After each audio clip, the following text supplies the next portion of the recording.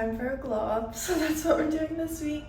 I am heading out to a hair appointment right now to chop my hair. I've been wanting to do this for the last couple months and I just haven't done it yet. I think I want to do a bit of a layered bob, so we'll see how that goes. New hair. I never showed you guys actually right after I did it because admittedly, I was feeling the slightest bit of regret. I think I just felt it didn't look exactly like the vibe I was going for. I showed a lot of layered photos. I'm gonna insert them here. And it's definitely looking a bit more one length. But since I've washed it myself and I feel like it's kind of settled some, I'm actually really liking it. It feels so light. I don't think I've had my hair this short since 2019 and it's really bringing me back to that time. It's also cool because I've been trying to get back to my natural color after dyeing my hair black for like a decade and then going that bright red color, which I still really love, but I've just been wanting to be a bit more of a natural girl and it's pretty much all there. Like maybe this is still a little bit darker. My roots are still lighter, but we're definitely getting there. I haven't even done my nails in so long. I used to get gel manicures constantly, but my nails are so much healthier. Like that's just natural growth and they're strong. And I feel like in some ways they look better than they ever did. Speaking of natural, one thing I wanted to ask you guys about, if anybody has personal experience with this, I have really bad TMJ and I always see on TikTok people talking about getting Botox for TMJ and it also kind of slimming their face a little bit, but I've also seen some horror stories of people's faces getting really crooked from doing it. So I wanted to ask if anyone has done that, what your experience was like, if you have a recommendation in the city. I would love to know. I've still never touched my face with any Botox or filler, and I'm sure that I will at some point, but I think trying to wait as long as possible. I'd always want it to look really natural. It's actually something that I think about a lot when I see older women. I really feel like older women that have incredible style, but clearly don't touch their face, give off the chicest vibe, instant cool factor to me, but I'm not sure that I could ever deal with the in-between of getting there. Aging is an interesting topic because I also really like skincare. I love like a beautiful, youthful looking face. Speaking about skincare leads me to the perfect partner for this video, Amiro. I recently got the opportunity to try Amiro's R3 Turbo Facial RF Skin Tightening Device. This year I've been on a budget and cut out expensive facials and skin treatments, so I was super excited to have an at-home sculpting tool, and I have to say this unboxing experience felt incredibly luxury. The Amiro R3 Turbo helps with full face lifting and tightening, brightening around the eyes, and a reduction in wrinkles. It helps to save time and money and give you a nice, youthful glow. Now I'll show you how I use it. I start with clean skin and I like to use my R3 first thing in the morning to reduce puffiness. There are 3 different modes on the device and I'm going to show you all of them. My favorite mode is the V Contour Emergency mode. I add the jawline mask and gently move the device over my skin. You can also just use the gel that comes with the device if you don't want to use the mask, but I certainly prefer the mask. You move the device when you feel a vibration. I'll say the product isn't painful, it feels more like a tickle. It does sometimes cause my eye or mouth to twitch, but I find it quite relaxing. When you have time, it's recommended that you leave the mask on for a little bit and then massage your skin after removing. I can already tell a difference in the overall puffiness of my face, specifically from this mode. Next, I use the eye area special care mode. I use the eye mask for this, but again, you can also just use the gel if you'd like. This one I definitely feel a twitch. It's a bit more gentle around the eye area though, and great for sensitive skin. It helps to brighten and also reduce wrinkles. And then lastly is the full face anti-aging mode. This uses red light, infrared light, and EMS turbo microcurrent and CER frequency. For this mode, you simply use the Amiro gel to reduce fine lines and improve skin texture. I forgot to mention that you can also adjust the level of intensity when using this device. So maybe at the beginning, you can start at the lowest level of intensity just to test it out on your skin. Here are before and after photos of my face after using the device for a few weeks. I can definitely tell a difference. I'm gonna have a link below for you to check out Amiro's R3 skin tightening device if you're interested in trying it out for yourself. I have dog hair all over me, but I am wearing a new sweater that I just got from Guest in Residence. I was working with them on some Instagram content It's Gigi Hadid's brand, if you guys are familiar with it. I did a real styling knits for summer and I really like how it turned out, but I will say these sweaters are so nice. I'm gonna wear this all year long. I'm already wearing it because it's kind of cold in my apartment and it just feels like I'm wrapped up in a blanket and I'm loving it. This week I also have kind of a lot going on. I chatted at the end of my last vlog briefly about my plans to close my main business, Statsbillet, a fashion brand. You can go watch that if you want to hear a more like emotion-driven conversation about it. And I am following through. I haven't announced it on any other personal platforms besides YouTube, but it's starting to feel really real now. We sent out an email. It's basically just like goodbye for now. It's time for a new chapter, and we marked down any remaining inventory on our website. And I actually have less than 10 total units left to sell, which we've had thousands of units in stock before, so that feels very real. I'm not placing any new orders. We're not getting any new stock, so it's actually happening. I'll have it all linked below if you guys are interested in shopping. I also have a form on the website where you can sign up to be notified of future endeavors. If you follow me on here, you probably know anyways, but it feels very relieving and very exciting. I definitely have a lot of admin sort of stuff to do to wrap things up, but most of our inventory is dealt with. I need to decide what shoot samples that I want to keep for myself. I'm someone that I don't really like holding on to things. I really don't have that desire to keep a lot of sentimental things. I'm not a super nostalgic person. Like, I have photos of everything. I have my personal clothes and jewelry that we've made, but I have a lot of samples still that were shoot samples, and I need to decide what I want to keep. Siggy keeps being like, you need to keep it for our kids. Like, what are you doing? And I don't know. I feel like I'm just minimalist at heart. Like, I don't really like keeping things that don't have use. The only sentimental things I've kept are like my dog's baby teeth, which is kind of silly, and like I'm sure I would keep stuff from like my future kids, but I don't know, I just don't have that thing. So I need to go through and see what pieces I want to keep and what we're gonna sell off as a sample sale, so stay tuned for that. It's definitely a lot of like sold out styles and our most popular styles, but other than that, it's pretty much done. I'm feeling really good about it, so I'm wrapping up more of that stuff this week. I also have some different meetings with brands and some content collaborations coming out. The Kayo apartment tour just launched, which you saw me do prep for in my last video. I've definitely been focusing a bit more on Instagram content and short form content lately, and I've been enjoying it a bit more, so definitely follow me on there if you're not keeping up. Trying to get more into my newsletter as well. I share exclusive content on there. A lot of interiors, curation stuff, shoppable content. In a recent one, I shared auctions that I should probably be gatekeeping for furniture. I sometimes share like Facebook Marketplace links, exclusive discounts, music playlists, inspirational images, but enough self-promo. I'm gonna get back to some work stuff. I really need to chase some invoices. Unfortunately, lately, I have several outstanding invoices that are more than 90 days overdue. Which when it gets to that point, you're like, oh, am I gonna get paid for this job or am I not? I don't know.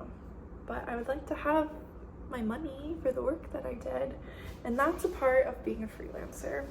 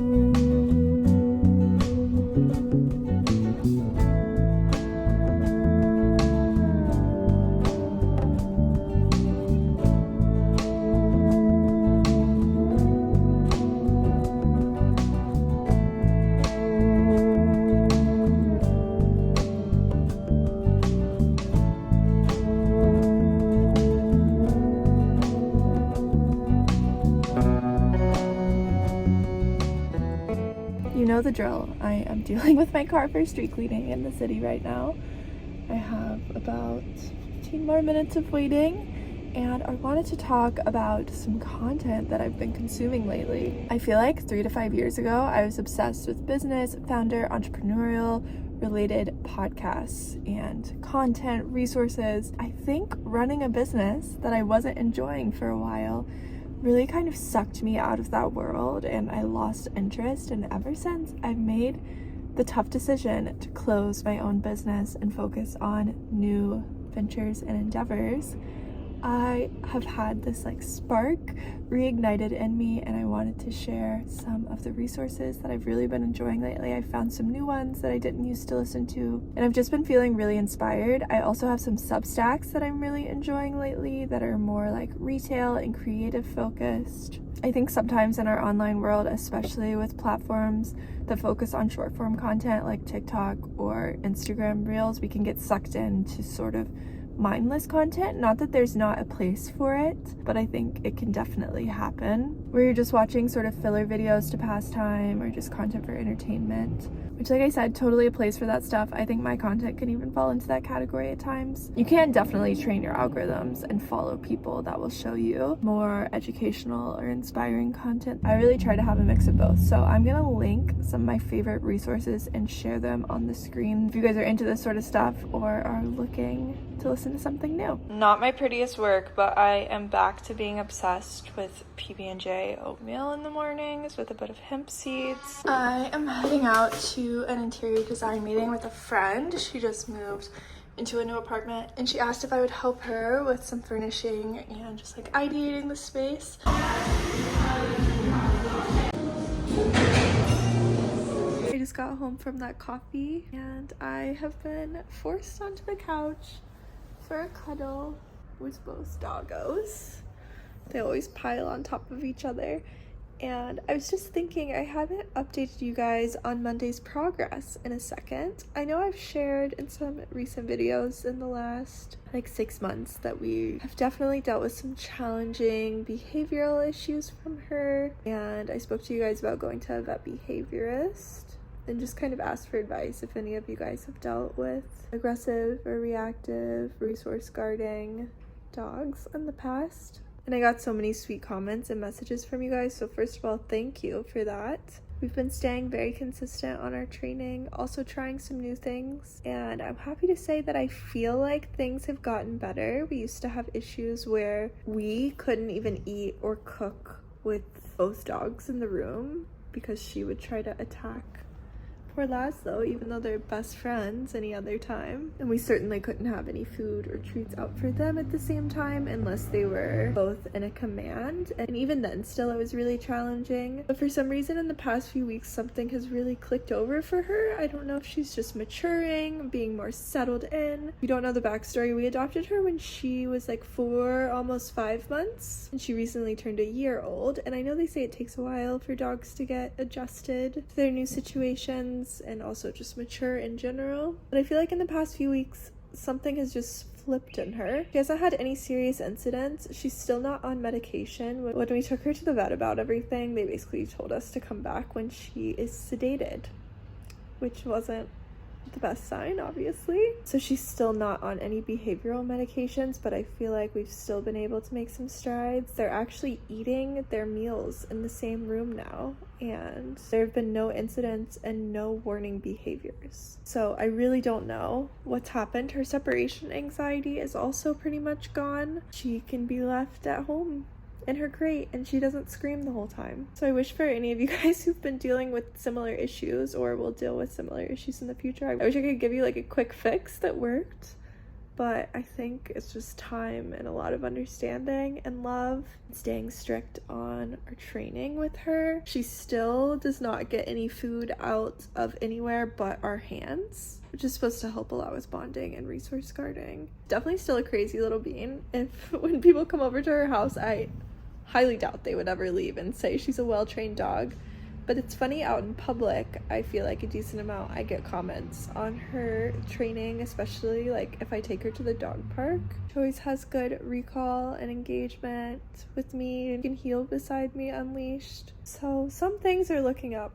definitely improved my day-to-day stress levels, and I feel like they are so much more bonded now. They've been playing so hard with each other and they're seriously always cuddling. I think he just feels more comfy with her, so I wanted to share that update.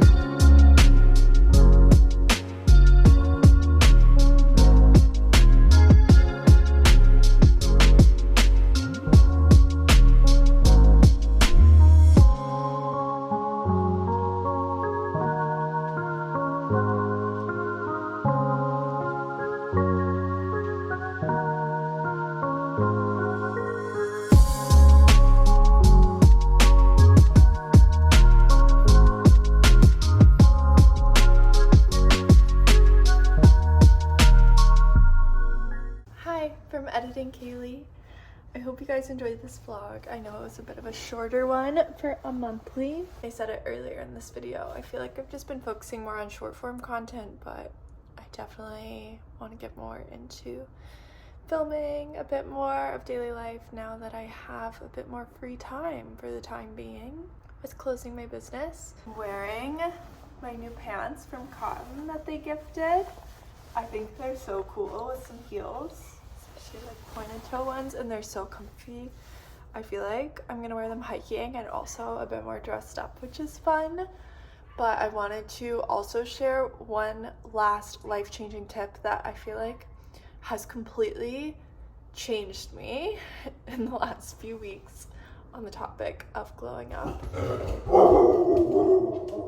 So I am not on medication for ADHD, but it is something that I certainly probably should be medicated for.